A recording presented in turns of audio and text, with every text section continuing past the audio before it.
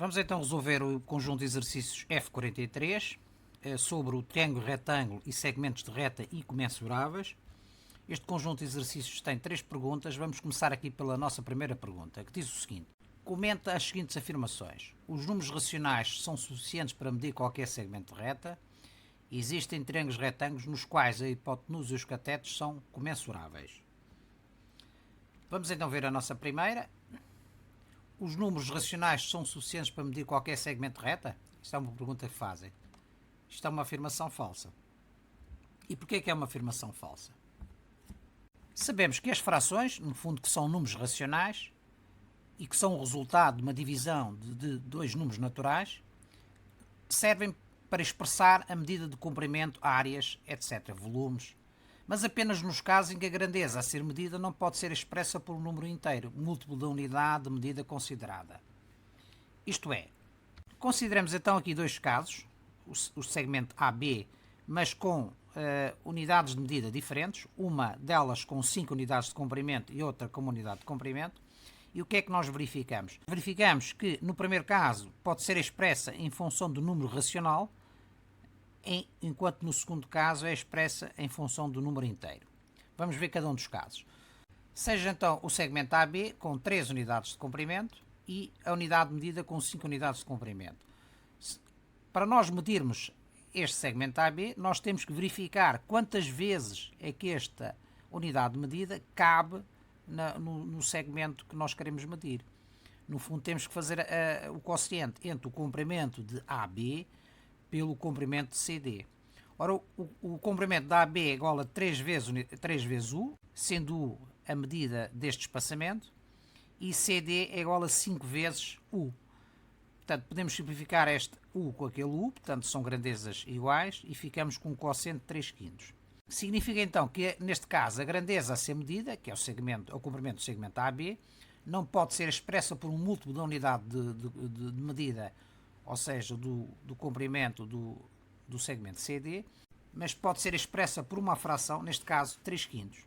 Significa então que o segmento AB tem de comprimento 3 partes de um total de 5 partes, em que a unidade medida está a ser dividida, né? Portanto, a unidade medida foi dividida em 5 partes, o segmento AB tem 3 dessas 5 partes, por isso é que pode ser representado pela fração 3 quintos. O seu comprimento é inferior ao comprimento da unidade medida.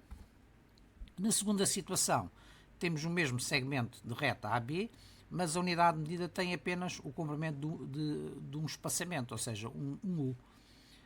Fazendo o mesmo quociente, simplificando o com U, fica 3 sobre 1, ou seja, 3. Neste caso, a grandeza a ser medida, que no fundo é o comprimento do segmento AB, pode ser expressa por um múltiplo da unidade de medida de CD. Neste caso, é 3 vezes o comprimento da unidade de medida. Como nós vimos até aqui, um segmento pode ser expresso em função de um número inteiro ou de uma fração. Contudo, as frações não são suficientes para medir todas as grandezas. Por exemplo, num quadrado, o seu lado é incomensurável com a respectiva diagonal. Ou seja, não existe um segmento de reta, por menor que seja, que possa servir de unidade de medida comum ao lado do quadrado e à sua diagonal, de modo que ambos sejam múltiplos inteiros dessa unidade de medida. E isto acontece pelo simples facto de que o fator que relaciona o lado com a diagonal não é um número racional. Isto é, não é uma fração, ou seja, números decimais finitos ou infinitos periódicos, mas sim um número irracional. Os números racionais são números decimais infinitos e não periódicos e não podem ser representados por meio de frações irredutíveis. Vejamos então aqui alguns exemplos. Exemplos de números racionais. Temos 3 quartos, 0,75. É um decimal exato, é uma dízima finita, isto é, a divisão é exata. Mas se tivermos 1/3, continuamos a ter uma fração, mas a divisão não é exata. Temos então um decimal não exato, ou seja, uma dízima infinita periódica. Um exemplo de um número irracional é, por exemplo, raiz quadrada de 8, cujo valor nós vemos aqui. Portanto, é um decimal não exato, não se pode representar por uma fração, é neste caso uma dízima infinita não periódica. Portanto, aqui vemos a diferença entre números racionais e números irracionais. Vamos então analisar em pormenor e para justificação matemática do que nós acabamos de dizer. Admitamos então aqui um quadrado, não parece muito, mas é um quadrado, e a sua respectiva diagonal. Portanto, vamos admitir que o lado quadrado e a diagonal são comensuráveis, isto é, existe um segmento de reta com um determinado comprimento que é múltiplo quer do lado, quer da diagonal. Não é? Existe, portanto, uma unidade de medida com um determinado comprimento cujo comprimento seja múltiplo dos dois segmentos, isto é, do lado e da diagonal. Vamos partir deste pressuposto. Sendo assim, existe um número inteiro que multiplicado pela unidade de medida U é igual ao comprimento AB e igual ao comprimento AC. É evidente que, como eles são diferentes, têm comprimentos diferentes, é evidente que esse número será diferente. No caso de AB, admitamos que M é igual a M vezes U, e no caso de AC, que é diagonal, será N vezes U. Em princípio, o N é maior que o M, porquê? Porque o comprimento da diagonal é maior que o comprimento do lado. Portanto, M e N pertencem ao conjunto dos números inteiros positivos ou conjunto dos números naturais. Portanto, 1, 2, 3, 4, por aí adiante. Recordemos aqui o teorema de Pitágoras, que no fundo o que é que nos diz o teorema de Pitágoras? Diz que o quadrado da hipotenusa, que é este lado aqui, que no fundo, se fosse um quadrado, seria a diagonal, é igual à soma dos quadrados dos catetos.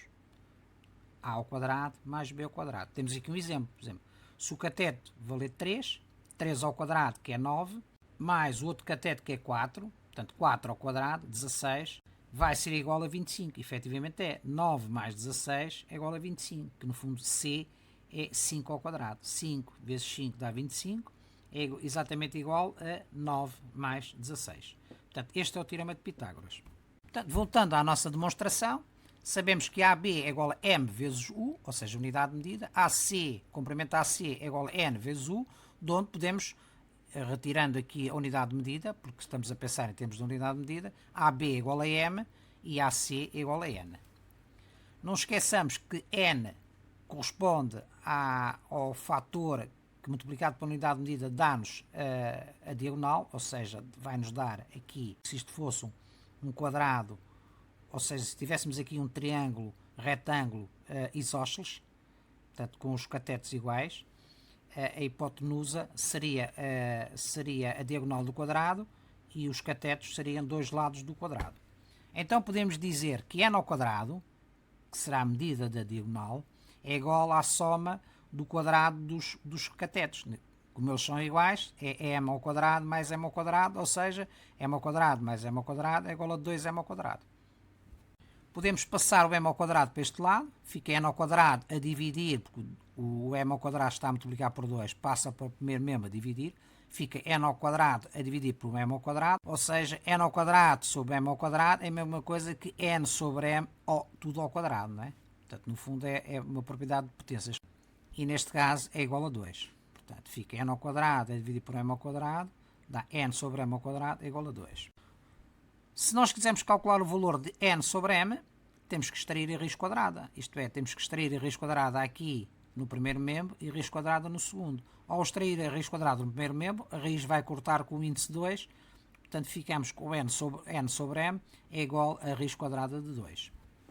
Como nós vemos, raiz quadrada de 2 é um número irracional. Não é? Não é possível representar este número por uma fração, isto é, um quociente de dois números inteiros. Vamos continuar com a demonstração. Seja A sobre B uma fração irredutível.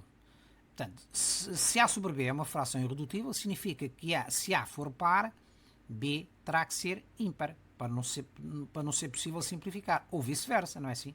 Vamos admitir então que a nossa fração A sobre B é igual à nossa fração N sobre M, que nós determinamos antes. Concluímos que N sobre M ao quadrado é igual a 2, de onde A sobre B ao quadrado também será igual a 2, devido a esta igualdade, não é assim? O que significa que se A ao quadrado é par, né, pela propriedade dos números pares e ímpares, a multiplicação de dois números pares terá como resultado um número par, ou a multiplicação de dois números ímpares terá como resultado um número ímpar. Portanto, quer este número A seja par, quer este número A seja ímpar, A ao quadrado é sempre par. Então, se A ao quadrado é par, nós podemos dizer que A é também um número par. E, portanto, o A será da fórmula A igual a 2K, que é a forma geral dos números pares, não é assim? Se K for igual a 1, 2 vezes 1 é 2. Se K for igual a 2, 2 vezes 2 é 4. Se K for igual a 3, 2 vezes 3 é 6, por aí adiante. K pertence ao conjunto dos números naturais. Como nós vimos antes, se A é par e se A sobre B é uma fração irredutível, então para que ela seja irredutível, B não pode ser um número par, tem que ser um número ímpar. Não é assim que nós vimos antes? Então, tendo em conta esta igualdade, A sobre B ao quadrado é igual a 2, e resolvendo em ordem A ao quadrado, fica A ao quadrado é igual a 2 vezes B ao quadrado. Portanto, é o inverso que nós fizemos no início da demonstração. Substituindo o A por 2K, fica 2K ao quadrado é igual a 2B ao quadrado. Ou seja, podemos concluir desta igualdade, se temos duas potências com o mesmo expoente e bases diferentes, para que elas sejam iguais, as bases têm que ser iguais. Então, 2K tem que ser igual a 2B, onde B também é um número par. Isto é, não existe um segmento de reta cuja medida seja múltiplo simultâneo da diagonal e do lado. Ou seja, a relação de comprimentos é feita à custa de um número que é um número irracional. Portanto, por isso é que são incomensuráveis. É evidente que esta demonstração, que eu tentei explicitar o mais simples possível, poderá ser nesta fase para vocês um pouco complexa. De qualquer modo, fica aqui para mais à frente, talvez no oitavo ou nono ano, poderem rever o problema e perceber melhor. O que está aqui demonstrado efetivamente é que a diagonal de um triângulo retângulo isósceles, em que os lados, os dois catetos são iguais, eles são incomensuráveis. Portanto, no fundo, é a mesma coisa que dizer que a diagonal de um quadrado é incomensurável relativamente aos seus lados. Segunda pergunta, existem triângulos retângulos nos quais a hipotenusa e os catetos são comensuráveis. Isto é, o que é que significa ser comensurável? Significa que quando nós estamos a relacionar a medida da hipotenusa com um dos catetos, existe uma unidade de medida cujo comprimento é múltiplo simultâneo quer da hipotenusa, quer do cateto. Por isso é que se diz que são comensuráveis. Não é?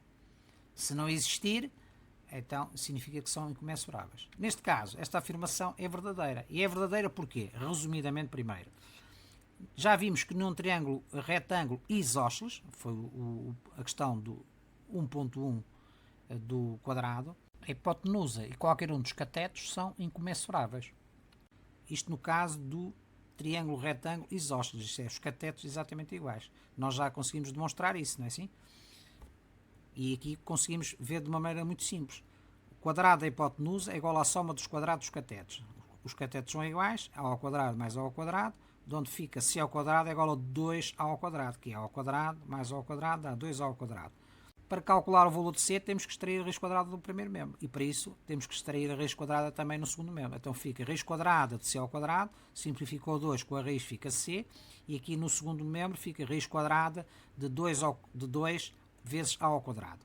Ora, raiz quadrada de 2A ao quadrado, o A, isto é igual ao produto de duas raízes, que é a raiz quadrada de 2 vezes raiz quadrada de A ao quadrado. Raiz quadrada de 2 não podemos simplificar, mas raiz quadrada de A ao quadrado, podemos simplificar o quadrado com a raiz, fica A. Portanto, por isso é que o A passa para a frente e fica C igual a A, raiz de 2, ou raiz de 2 igual a A. Como nós podemos ver aqui, a relação entre a hipotenusa e o cateto, um dos catetos, eles são iguais, é feita à custa de um número irracional. Por isso é que elas são incomensuráveis. No caso do triângulo retângulo não ser isósceles, isto é, o A é diferente do B, nós vamos ter uma expressão deste tipo. E nesta situação poderá acontecer que a hipotenusa seja comensurável com os catetos ou não seja comensurável. Isto é, o número que nós podemos obter aqui poderá ser um número racional ou um número irracional, como vamos ver. Vamos então ver 3 exemplos onde nós vamos demonstrar exatamente isso.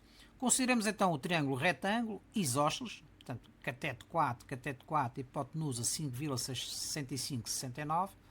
O quociente das medidas não é equivalente a um número racional, ou seja, não existe uma unidade de medida comum que possibilite expressar as medidas. Por isso é que são segmentos de retas incomensuráveis.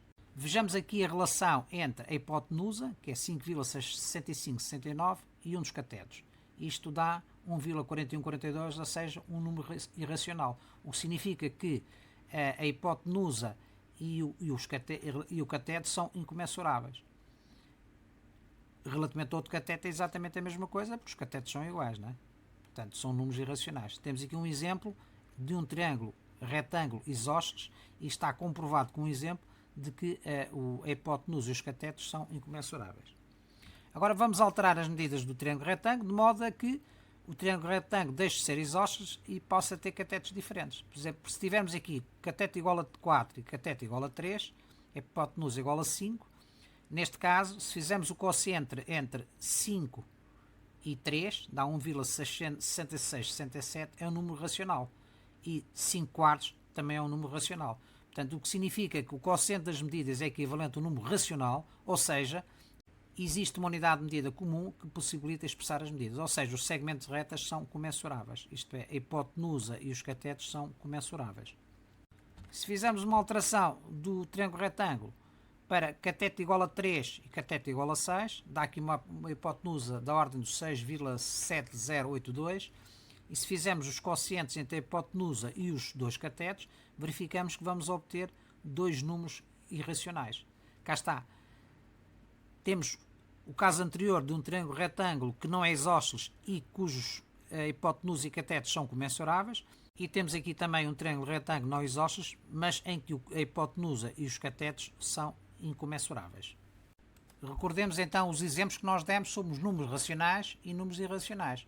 O caso do número irracional é uma dízima infinita não periódica, isto é, ela não se repete. E agora podemos nos questionar o seguinte: e se o triângulo não for retângulo? Se for um triângulo de outro tipo? Nós vamos ter razões entre o lado maior, neste caso não é a hipotenusa, e os lados menores. C sobre A, vamos admitir que é K1, C sobre B é K2 e A sobre B é igual a K3. Então, estas medidas são comensuráveis ou incomensuráveis? Depende do valor. Se K1, K2, K3 pertencer ao conjunto dos números inteiros positivos ou conjunto dos números naturais ou eventualmente ao conjunto dos números racionais, as medidas são comensuráveis. Se não pertencer a um desses conjuntos, estamos perante medidas incomensuráveis. Vejamos aqui um exemplo, por exemplo, de um triângulo obtusângulo, de lado 6, 3 e lado 7,79, 62, e verificamos, por exemplo, que a razão entre o lado maior e os outros dois lados, portanto o lado 3 e o lado 6, são números irracionais. O que significa isso? Significa então que são segmentos de reta incomensuráveis. Temos aqui outro exemplo: se o triângulo for isósceles, três lados iguais, já estamos perante os segmentos de reta comensuráveis. Porquê? Porque a razão entre um lado e os outros, por exemplo, 4 sobre 4 e 4 sobre 4 é igual a 1. 1 é um número inteiro, portanto é um inteiro positivo, portanto significa que são segmentos de reta comensuráveis. Portanto depende das medidas, não é assim? Vamos ver em termos dinâmicos esta análise. Vamos considerar aqui vários exemplos. Imaginemos, por exemplo, este exemplo que está aqui.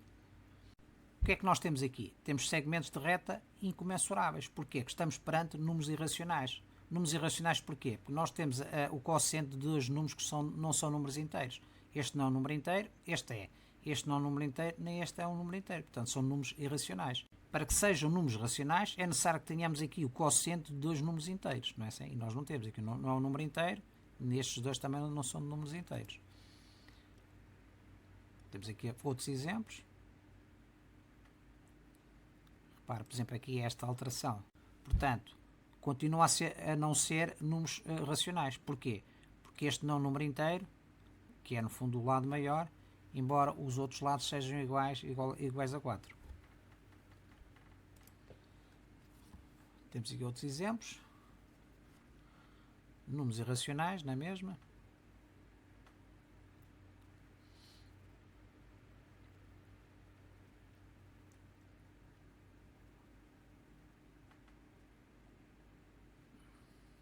Fazendo variar, por exemplo, este caso, estamos perante números racionais, não é assim? Porquê? Porque temos o quociente entre dois números inteiros, 5 sobre 3 e 5 sobre 4. Portanto, são segmentos de reta comensuráveis.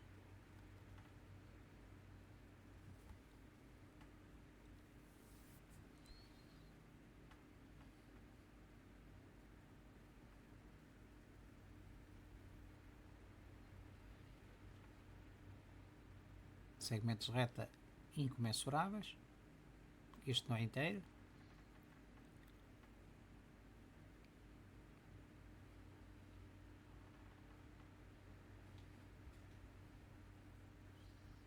Se tivermos variar o ângulo, continuamos a ter números irracionais. Este não é inteiro. Portanto, depende do formato do triângulo. Isto é das medidas dos lados do triângulo.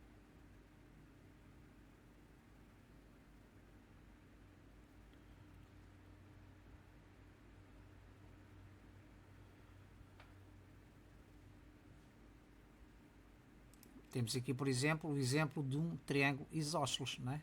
Neste caso, são segmentos de reta comensuráveis. Porquê? Porque o quociente das duas medidas resulta um número inteiro, que é o quociente de dois números inteiros. Aqui 4 sobre 4 e 4 sobre 4.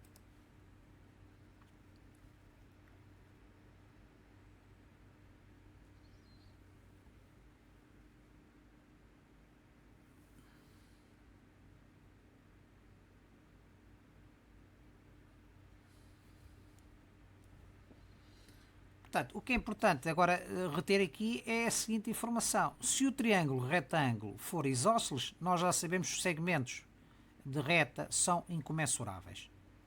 Se o triângulo retângulo não for isósceles, podemos ter as duas situações. Podemos ter segmentos de reta comensuráveis ou incomensuráveis, depende das medidas. Não é? Se o triângulo não for retângulo, também podemos ter as duas situações que nós vimos. Portanto, o que é importante é distinguir o seguinte. Quando nós temos o quociente de dois números inteiros, nós vamos obter um número racional, ou um número inteiro, não é? Se nós temos o quociente de dois números em que um deles, ou os dois, não são números inteiros, nós vamos obter um número irracional e, neste caso, os segmentos são incomensuráveis. Vamos à segunda pergunta, que diz o seguinte: constrói no teu caderno um losango, indica segmentos de reta comensuráveis e incomensuráveis. Como nós sabemos, o losango tem 4 lados iguais. E o losango pode ser dividido em 4 triângulos retângulos. Portanto, o triângulo OBC, o triângulo OAC, o triângulo OAD e o triângulo OBD. Os segmentos de reta comensuráveis serão pares de segmentos que não fazem parte do mesmo triângulo retângulo. Por exemplo, a combinação de um dos lados com todos os outros. Temos então o segmento AC que combina com o segmento BC, o segmento AC que combina com o segmento BD e o segmento AC que combina com o segmento AD. Portanto, temos a combinação do lado AC com todos os outros três. Depois vamos ter a combinação do lado BC com os outros dois restantes. Portanto, BC com BD e BC com AD. É evidente que não fazemos a combinação de BC com AC porque isso já está feito na primeira relação. E finalmente temos o terceiro lado, que é o lado BD, combina com o quarto, o lado AD. Depois temos a combinação entre as diagonais. Temos AB combina com CD. E finalmente temos a combinação de todos os 4 lados com as duas diagonais. Temos então o lado AC com a diagonal AB, o lado AC com a diagonal CD, depois o lado BC com a diagonal horizontal AB e com a diagonal vertical CD, depois temos o lado BD combinando com a diagonal horizontal AB e com a diagonal vertical CD, e finalmente temos o lado AD que combina com as mesmas duas diagonais, a diagonal AB horizontal e a vertical CD. Em todos estes casos, como nós vimos, os segmentos não pertencem ao mesmo triângulo retângulo, porque se pertencesse, né, nós poderíamos estar perante segmentos incomensuráveis. Vejamos aqui o detalhe dos cálculos. Se considerarmos os lados AC, BC, BD e AD igual ao comprimento L, então, quando nós fazemos a combinação de um dos lados com um outro, temos a divisão de L sobre L, ou seja, obtemos o resultado igual a 1. Portanto, um número inteiro, portanto, são segmentos comensuráveis. Se temos entre diagonais, temos no fundo uma fração, D grande sobre D pequeno, ou o inverso, são também segmentos comensuráveis. E combinando finalmente um lado com uma das diagonais, vamos ter então D sobre L ou D maiúsculo sobre L, e são também segmentos de reta comensuráveis.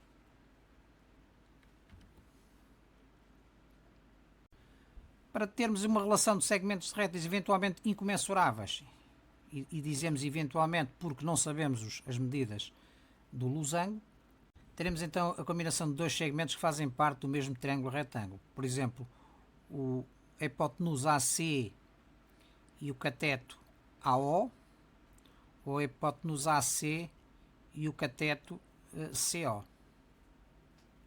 E isto para todos os outros lados. Portanto, BC-BO, BC-CO, BD-BO, BD-DO, AD-AO e AD-DO. Esta é a situação em que nós temos um triângulo retângulo, eventualmente com catetos diferentes, não é? Portanto, se é um losango, este cateto A, que é metade da diagonal vertical, é diferente da metade da diagonal horizontal B.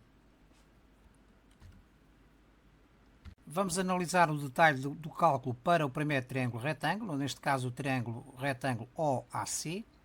Então sabemos que o quadrado da hipotenusa, que é AC ao quadrado, é igual à soma do quadrado dos catetos, neste caso AO ao quadrado mais CO ao quadrado.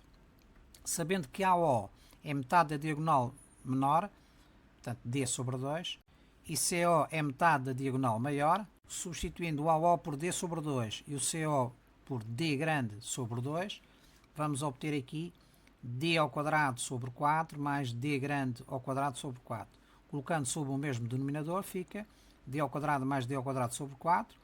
Se quisermos calcular o valor de AC, temos que extrair a raiz quadrada de ambos os membros. Raiz quadrada de AC ao quadrado simplifica o expoente 2 com a raiz, portanto fica AC, e raiz quadrada do que está no segundo membro.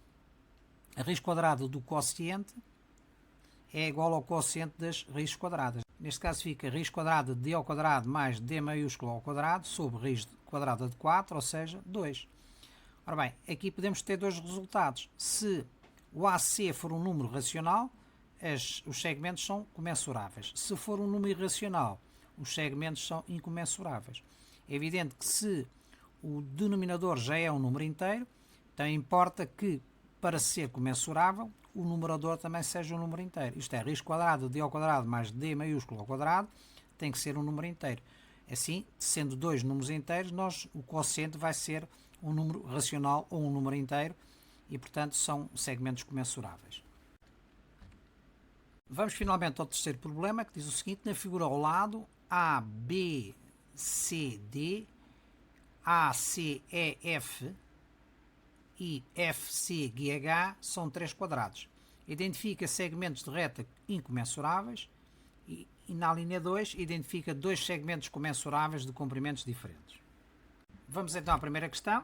Identifica segmentos de retas incomensuráveis.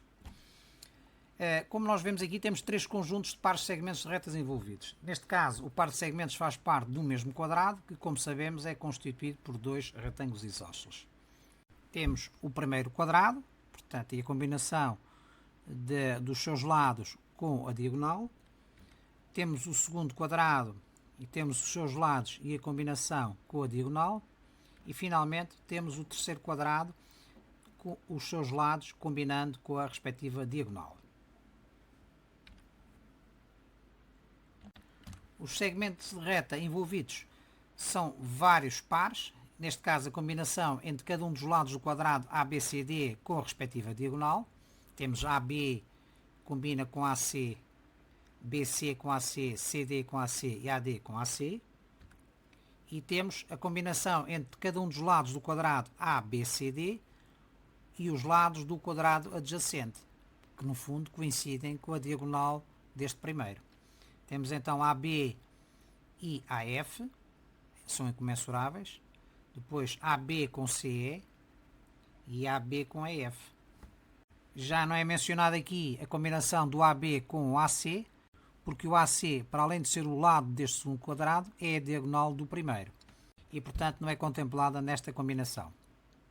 Depois temos o lado BC com todos os lados do segundo quadrado, exceto este que coincide com a diagonal do primeiro. Temos BC com AF, BC com CE e BC com EF. Depois temos o lado CD. O lado CD combina na mesma com os três lados do segundo quadrado, exceto este, que coincide com a diagonal do primeiro. Temos CD com AF, CD com CE e CD com EF. E finalmente temos o lado AD, que combina com os mesmos três lados, ou seja, com o lado AF, CE e EF. Portanto, estes são os pares de segmentos de reta incomensuráveis nesta figura. Tendo em conta o segundo quadrado, temos a combinação entre cada um dos lados do quadrado ACF e a respectiva diagonal. São também segmentos de reta incomensuráveis. Temos AC com CF, com a sua diagonal, CE com CF, com a sua diagonal, EF, que é o terceiro lado, com a diagonal, e finalmente o quarto lado, que é AF com a diagonal. Para além desses pares, temos ainda a combinação entre cada um dos lados do quadrado ACEF com os lados do quadrado adjacente, o terceiro, excetuando este lado CF, que já coincide com a diagonal deste segundo. Temos então a combinação de AC com CG, AC com GH e AC com FH. E isso vai se combinar para todos os outros lados do segundo quadrado. CE para o lado CE, para o lado EF e para o lado AF, combinando também com os três lados do terceiro quadrado.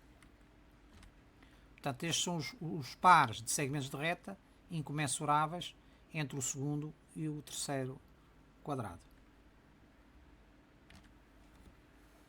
Relativamente ao terceiro quadrado, os segmentos de reta incomensuráveis é exatamente a combinação entre cada um dos lados do quadrado CFGH com a respectiva diagonal, dado que a combinação com o quadrado adjacente já foi feita no slide anterior. Temos então a combinação de CF com a diagonal FG e os outros três lados combinam com a mesma diagonal, CG, GH e FH. Estes são os pares de segmentos de reta incomensuráveis, portanto, existentes neste quadrado. Vamos finalmente à segunda pergunta deste conjunto de exercícios, o último do conjunto. Identifica dois segmentos comensuráveis de comprimentos diferentes. Portanto, temos apenas um conjunto de pares de segmentos de reta envolvidos. Neste caso, o par de segmentos faz parte dos quadrados dos extremos. Este quadrado ABCD e do quadrado CFGH. Temos então a combinação de cada um dos lados do quadrado, do primeiro quadrado. Temos a combinação do lado AB com o lado BC, AB com o lado CD, AB com o lado AD. Isto é, porque são dimensões exatamente iguais e, portanto, o quociente vai ser igual à unidade. Depois temos a combinação do BC com o CD, BC com AD e CD com AD. E depois temos a combinação de cada um destes lados com cada um dos lados do quadrado extremo à direita. Temos então a combinação do lado AB com o lado CF, AB com o lado CG, AB com o lado GH e o AB com o lado FH. Isto vai acontecer para todos os lados do primeiro quadrado. Ou seja, o lado BC, CD e AD vão combinar com os lados CF, CG, GH e FH. Como a pergunta nos solicita não apenas segmentos comensuráveis, mas segmentos comensuráveis de comprimentos diferentes, então significa que este primeiro conjunto é de excluir. Isto é, porque estes lados aqui são exatamente iguais e, portanto, são segmentos comensuráveis com o mesmo comprimento. Estes aqui é que não, porque vamos combinar o lado deste quadrado, ou seja, do primeiro à esquerda, com os lados do terceiro quadrado, ou seja, o quadrado à direita. Portanto, aparece aqui os quatro lados deste quadrado CFGH. Nesta listagem está a faltar ainda a combinação dos lados do quadrado CFGH. Simplesmente, esta combinação vai nos dar segmentos comensuráveis de comprimentos iguais, também como este. Porquê? Porque estamos a combinar lados com a mesma medida e, portanto, significa que o quociente vai ser exatamente igual a 1. Portanto, faltaria-nos aqui listar as combinações CF com todos os outros 3, depois CG com os outros 2 e depois os seguintes, como fizemos para o quadrado à esquerda, teríamos que fazer para o quadrado à direita. Simplesmente iríamos cair na mesma situação. Portanto, a nossa resposta ao problema é simplesmente os pares mencionados entre a combinação do quadrado ABCD e o quadrado CFGH.